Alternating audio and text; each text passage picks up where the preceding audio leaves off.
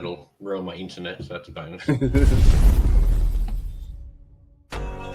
G'day everyone, welcome back to TNT Footy season 2026. Footy's back, baby. Weekends are sorted again. The AFL season is here and we are pumped to have a massive year for you guys this year. We've got plenty of things in store for the show, but we're going to be starting with our focus reviews on the matches for the critical moments that actually matter. We are introducing our monthly TNT interviews where we're talking to people all across the AFL land. With coaches, community figures, and hopefully a few AFL stars. Also content creators and other people who are heavily involved in footy. And something we're brand new this season we're really excited about, TNT Street Talk. We'll be heading out to games, local footy grounds and events. To talk to the people that really matter, the AFL fans. We want to hear your opinions, your predictions, anything footy related live on the show. And don't worry, if you don't come to us, we'll come to you. And this season we're also reintroducing Who Am I? So each week I'll give you clues where you will then comment your guesses in the live chat. Across the course of the season, your winning points will be tallied up. Whoever has the most points at the end of the season will get a TNT prize. Welcome to Moisey's Minute, where we're getting even more controversial this year. Lucky we're here at the home of Collingwood because they're the first cab off the rank. I've got Collingwood sliding out of the top 10 this year. Look out. I'll be running our viewers' questions this year. Sorry, Taz. Hot takes, predictions, trade talk, and anything sent in by you. So I'm looking forward to all your questions this year. More footy. More interactions. And now, more fans than ever before. Or two. Welcome to TNT Footy, Season 26.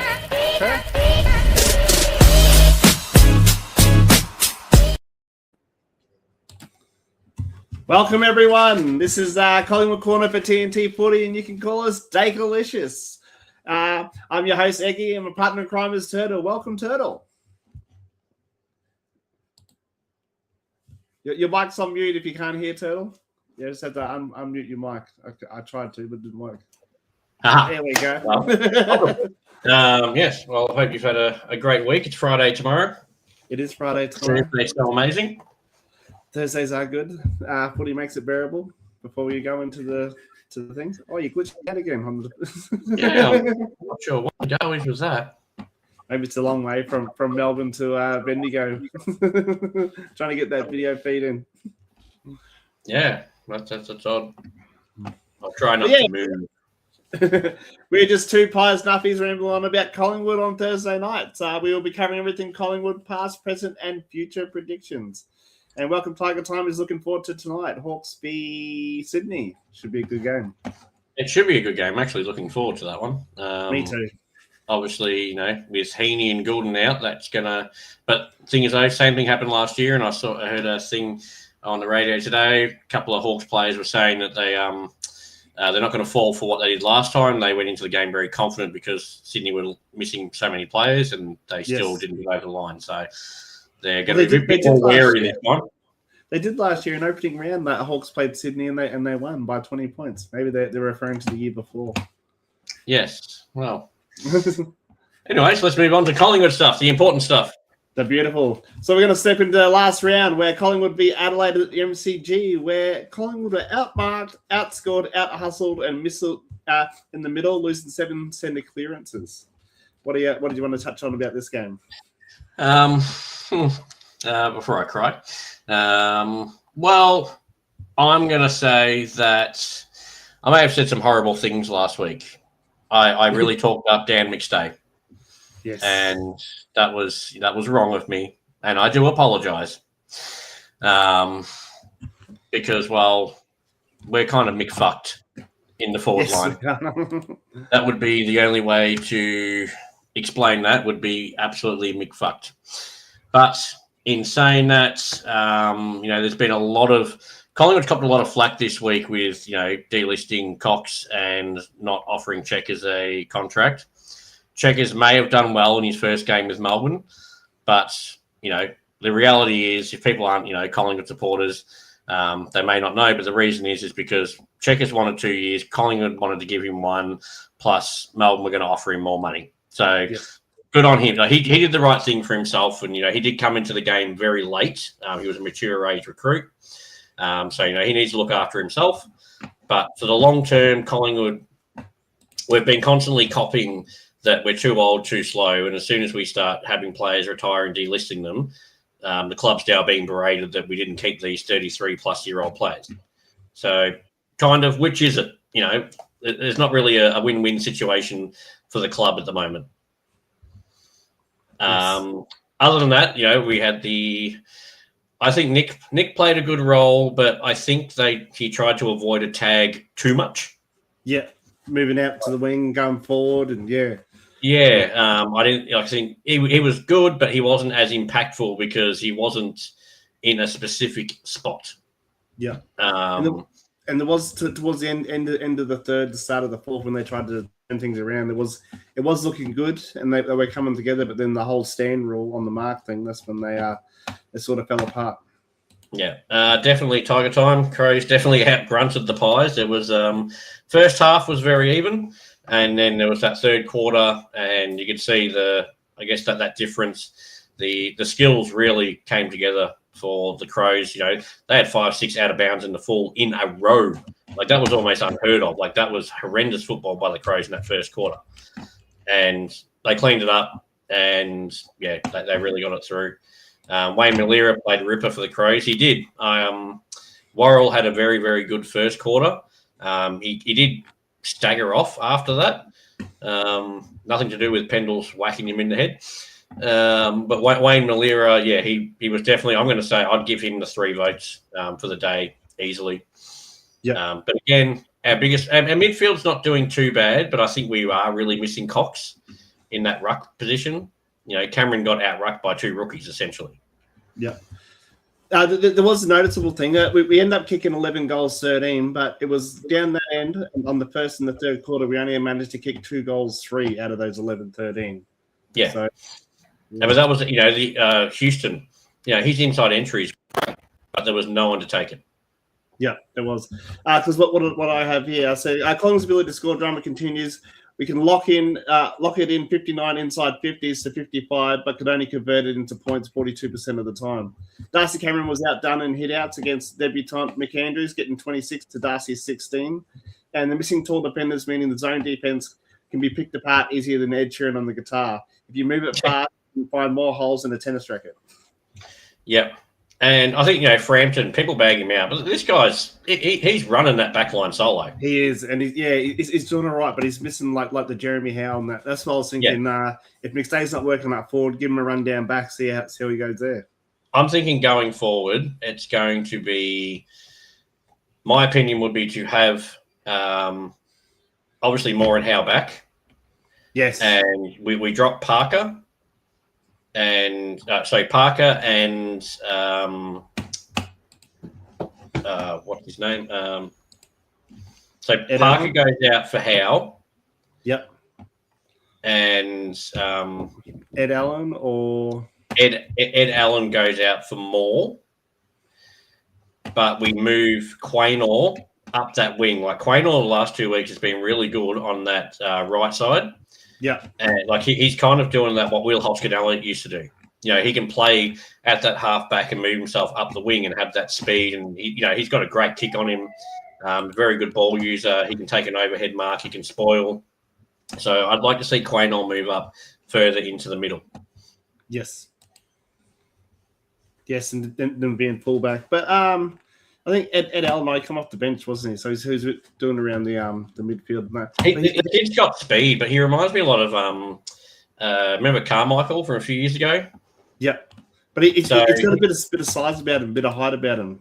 He's got that ball. He can get in there. He can get the hard ball, but when he gets it, the efficiency is like less than 40%. Like, it's horrendous. Yep. We got here Tiger time. Crows weren't able to make the most of their early dominance early on. Pies pulled them back in the second quarter, but the Crows had a stellar third quarter. 100%. That's what I was saying before. Very poor in the Crows' first quarter. Quaynor solid on the wing. Main concern of the Pies is their forward line. That is the main concern. That's what we're talking about. Like, it's obviously we've got Elliott, but he can't do that alone. No, and they didn't bring him in until 5 minutes to go in the first quarter too. So And that's where, we've got later on down the list we had on our list today was, is this where does Jordan DeGoey move back full forward? He was booting 40-plus goals a year as a full forward. Yeah. He's just got that strength about him he's not a high flyer like Jamie Elliott, but he can push someone off him to take the mark. Yeah, he's like like Jake Stringer. Yeah, he's got that same build, he's got that speed. But I still, DeGoey to me is a better forward than Stringer. Yes. And the only reason we put him into the middle is because we didn't have a bull. But now we've got Longy. Let Longy take the reins. Yeah. Have Josh Daicos, Nick Daicos either side, Ned Long, rotate between Sidebottom and Pendlebury, Bo McCreary, he's in there. And midfield can be still decent. Yeah. But we really need to hit those win-outs and get those clearances again. Yeah, it would be good to see that Angry Anderson come in for a play and maybe Harry DiMatteo and maybe, pushing Geordie forward, maybe even Pendles forward. I don't know. So what do you think of a change? So if we go into, say, obviously this week we have a bye. What would you reckon into a change, though, for next? Like if you could change some players out before, obviously Howe and Moore, they're a guarantee. But who would you like to see come in? I would like to see Angry Anderson and Harry DiMatteo come in. All right, who goes out? That's the hard part. Maybe let me have a look here. Let's go through player stats. Sadly, I'm going to say Sidebottom. Yeah, I wouldn't mind giving Sidebottom a rest just to give one of these guys a go. Patrick Lipinski, maybe, or he has been all right in stages, but I'm thinking we need to get West in. Drop Buller and bring West in. Yep. What about Ryan Steele? How do you feel about his game? Would you? I think he's great. Yeah, I think Ryan Steele he's exactly what we need. He's got some really good grunt in him. Tiger time, DeGoey down forward, 100%. Giants at Marvel for the Pies in round 3, and that's going to be interesting because Giants and Pies the Giants have always tried to create a rivalry that Collingwood's gone, we're not having a bar of this. Yeah. But now they've got a new social media manager, maybe it won't be as embarrassing for them. But Pies do normally tend to have, I guess, it over Giants if it's not up there. Yeah. But being a Marvel, that is our kryptonite. We've got to travel. That's an away game for us. Yes. But, we need more in Howe for that game. Otherwise, Hogan's booting 10. Welcome, Jolie. If you didn't know, this is Daicalicious, the Collingwood corner for TNT Footy. I think Taz and a few of the boys are doing a Carlton one soon, coming out on a Wednesday, but don't hold. They are indeed. Yes. All right, so let's move into Pendle suspension. Well, it was cleared for the good guy rule. How do you think about this? And let's just make it clear. Everyone says, it's because Michael Christensen used to play for Collingwood. Michael Christensen was the one who actually gave him the 1 week. So he's in the MRO who actually hands out the initial bans from the game. He doesn't work for the tribunal. So before anyone thinks that Michael Christensen was the one that got him off, he's the one that got him banned. But the poor bloke's put in a hard spot because everyone's going to bag him out. If he didn't suspend him, it'd be because he played for Collingwood. So the guy's put in it's a rock and a hard place right there for him. Yes, Ping, I do want them to bring in Anderson so that way I can field a full team and we draft super coach. Yes. Over on Instagram. and bring in Angry. I don't think that 2 weeks ago we saw Newcomb, that sling tackle. I thought Newcomb should get off. Everyone thought Newcomb should get off. And he did. Fantastic. And everyone was saying the game's gone soft. Every time there's an incident like this, people complain the game's gone soft. Game's turning into netball. Let's wear bubble balls, whatever it is. But as soon as it's a Collingwood player, let's hang, draw, and quarter them. As soon as they wear black and white, he needs to be rubbed out for, the next 17 years. So, what do you want? Do you want the game to actually be the tough AFL game that we want? Or is that just depending on which team that you don't like and do like that the suspension is for? Yep. Me personally, I don't care who it is. I would want them to actually get off. Yep. Let's have a look at last year.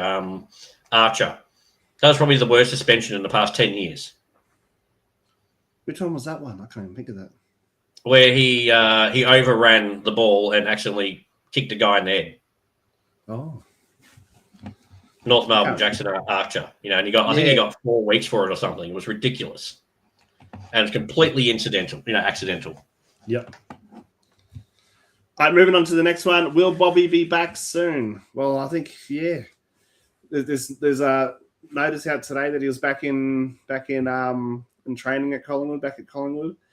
He must put on a few kilos and they're looking a bit better. But he's just been out for far too long to have that match fitness and training fitness. So I think it's going to take a while. He does, but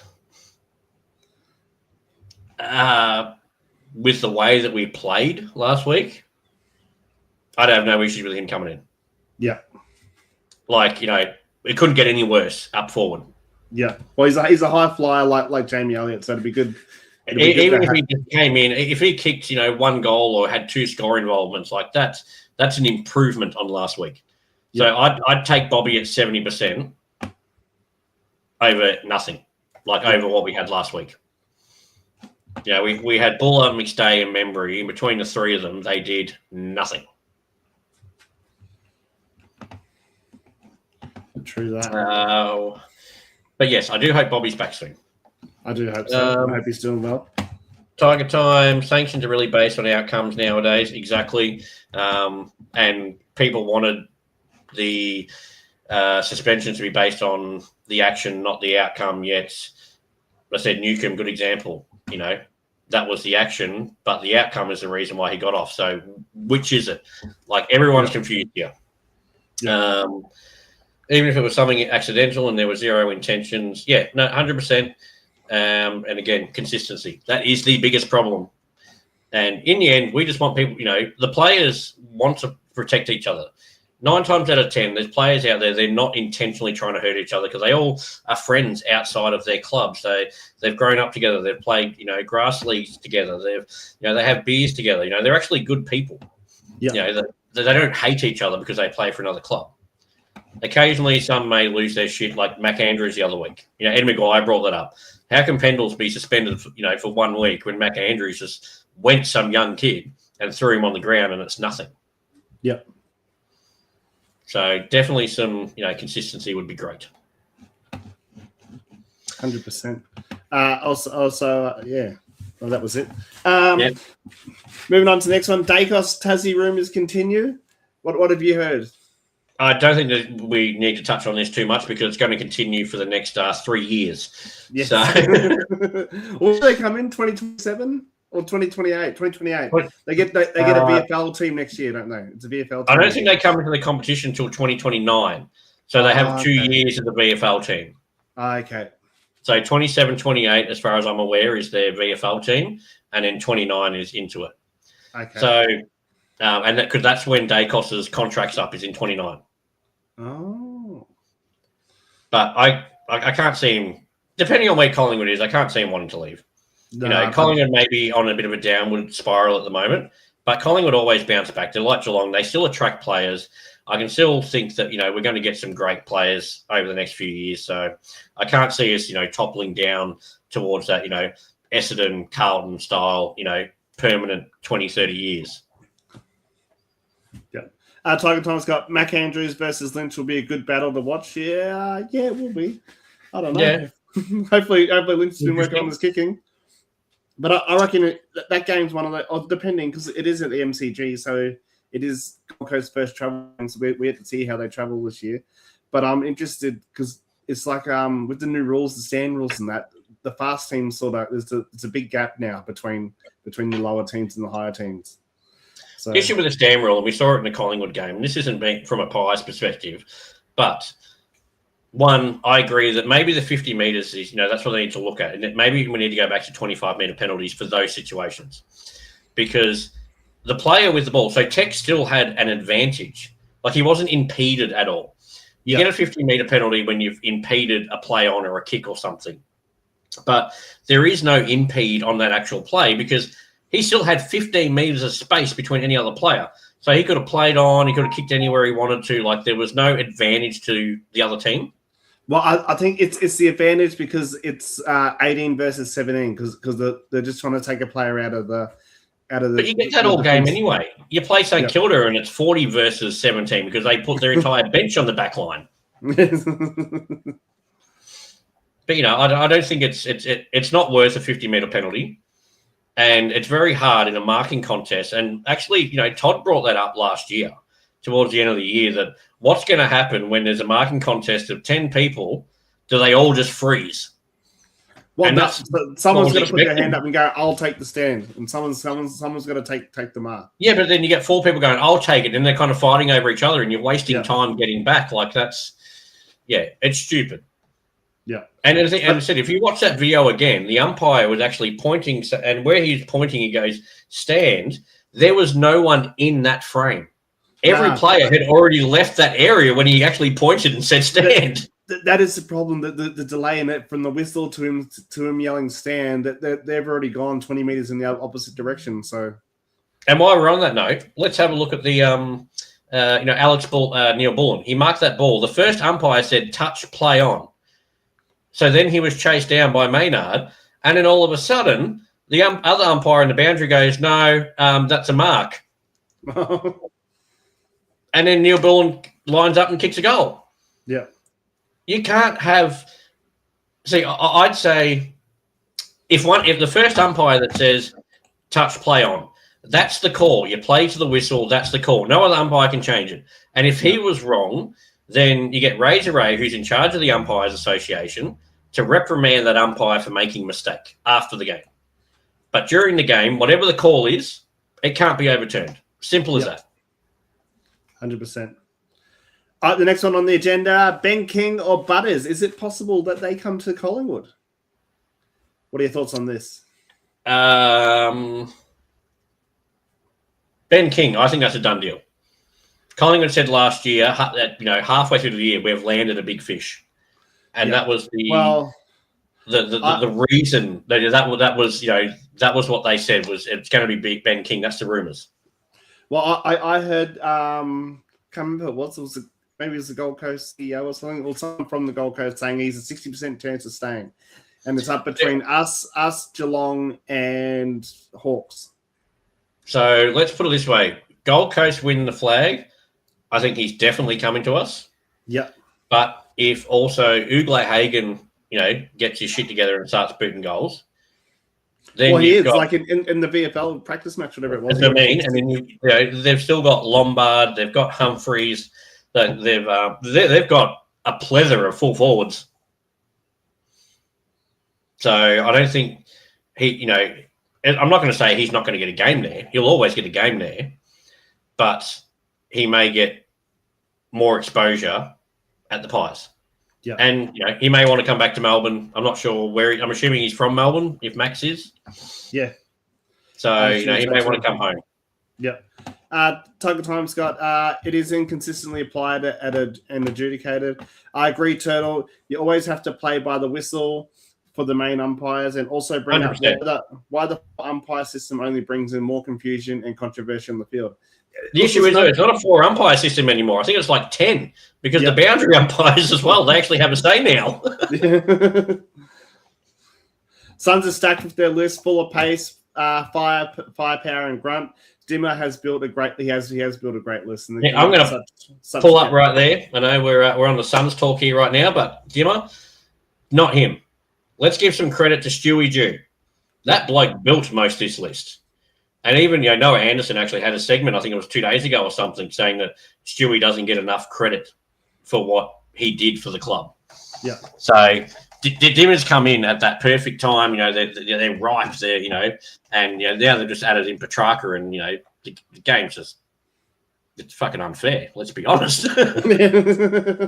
And to think they've still got to fit in last year's Brownlow medalist Matt Rowell in there as well somewhere. I know.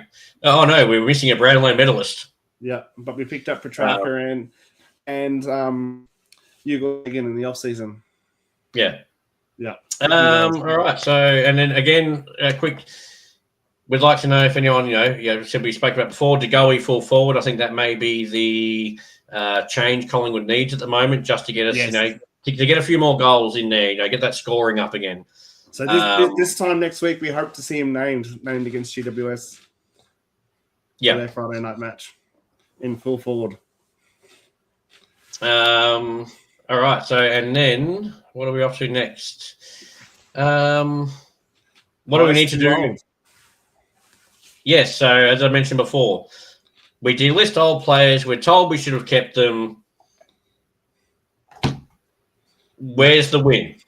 We have been blooding young kids. Like, there's been kids coming through the system for years now at Collingwood. We've got Harry Harrison, we've got Sullivan, we've now got Anderson, we've got Steen, West, Hayes. Like these guys have been getting games. They're just not consistent. Yeah, and we've got the older players in there. They're just consistent with their ability, and it's just the knowledge and the footy smarts that they have and the experience. Oh, look, we have Glenn Rowley has rolled into the chat. Hello, Glenn. Hello, Glenn. He is a Geelong supporter. Oh.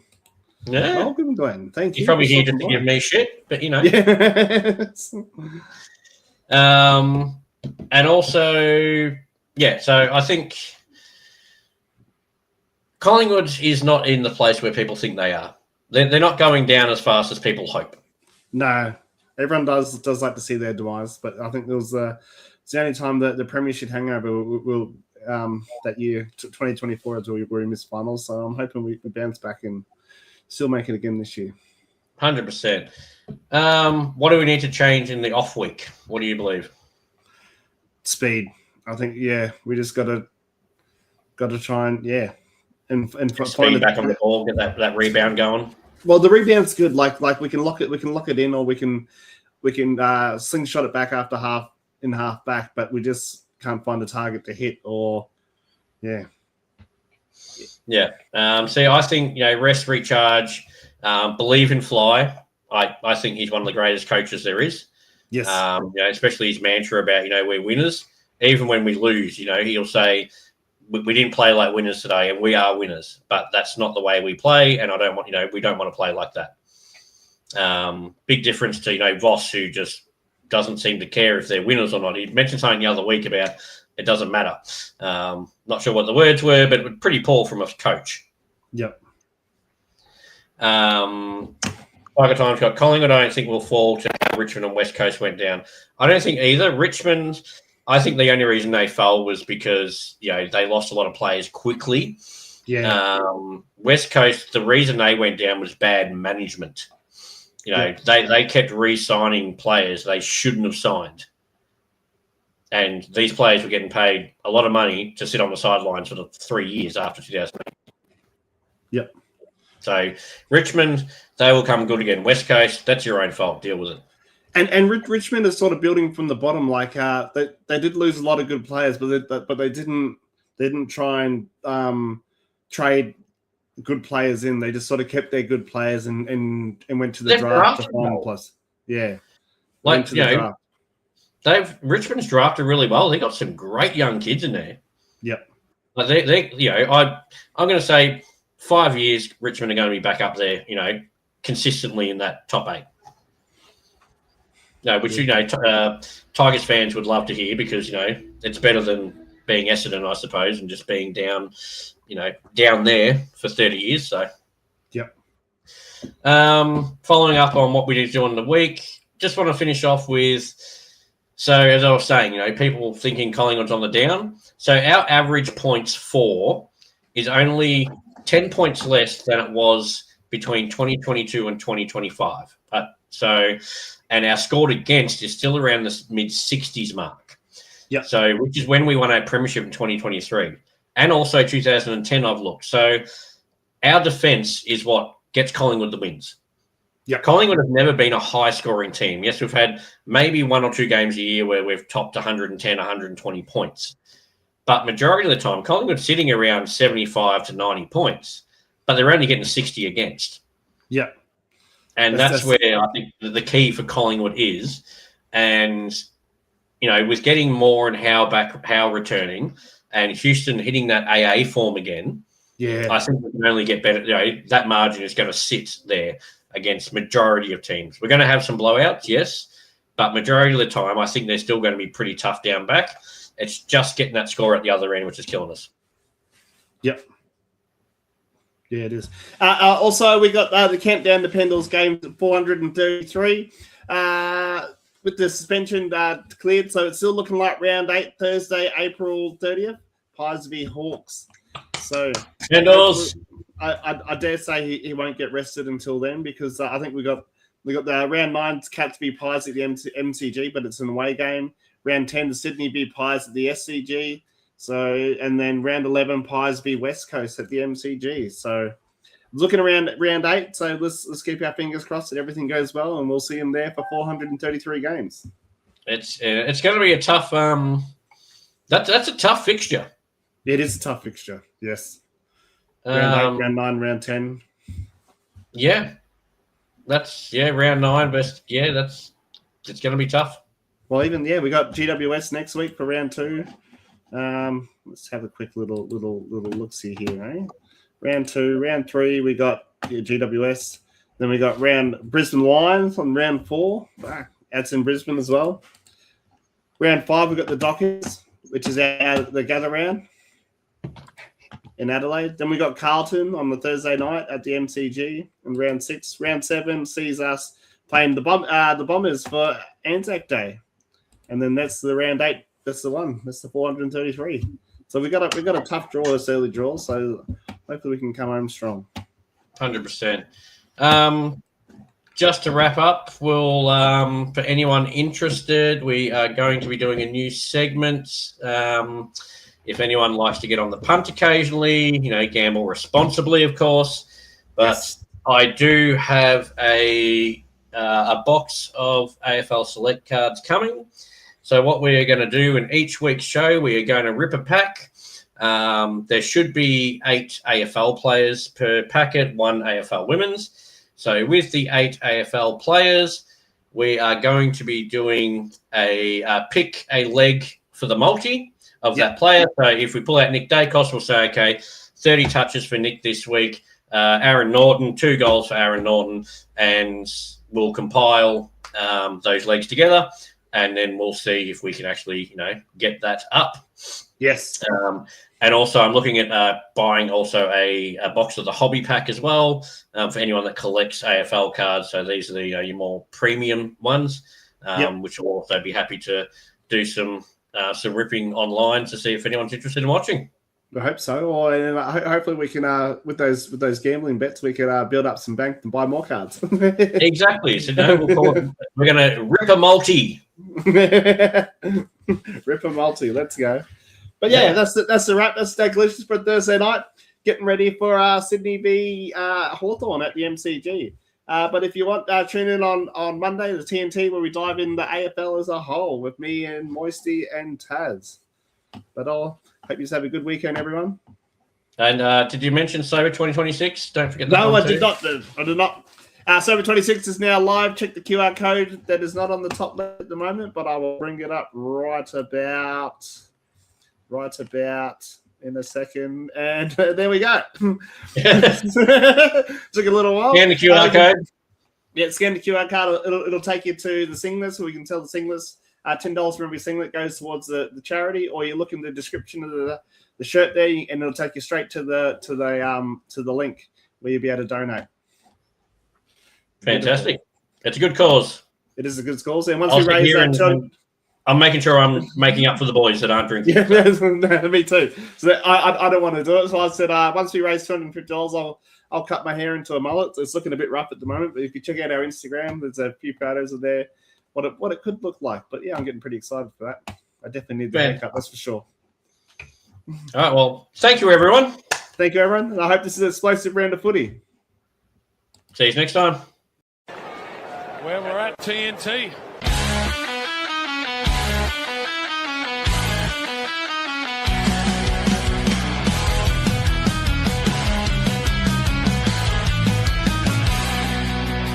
The land of footy madness where the crowds collide. Taz, Todd, and Eggy, we're ready for the ride. Taz rocks the blues with Crips in his heart. Viewers' questions coming now, that's just the start. Goals and speckies in the heat of the game.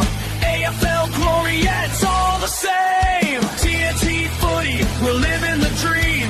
With Taz,